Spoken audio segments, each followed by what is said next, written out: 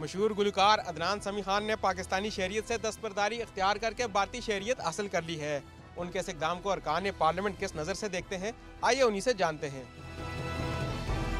किसी पाकिस्तानी को पाकिस्तान की शहरियत छोड़ के भारतीय शहरियत मिलना अफसोसनाक है, काबिल मुबारकबाद नहीं। अदनान समी की क्या भला है, ये भले गाने गाता रहे किसी टूटे हुए ऐसे अंदाज में, तो मेरे ख्याल में उसने काबिल नफरत काम किया है।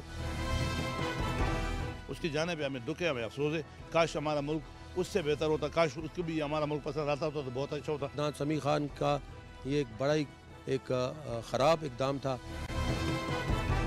अरकान पार्लियामेंट कहते हैं कि अदनान समी खान ने भारतीय शहरियत हासिल करके कोई अच्छा कदम नहीं उठाया। पाकिस्तान और यहाँ के लोगों ने उन्हें बहुत ज़्यादा इज्जत और शोहरत दी, जिसका उन्होंने बिल्कुल पास नहीं रखा। कैमरामैन काशिफ अब्बासी के साथ Raza Bangash, Dawn news, parliament house, Islamabad.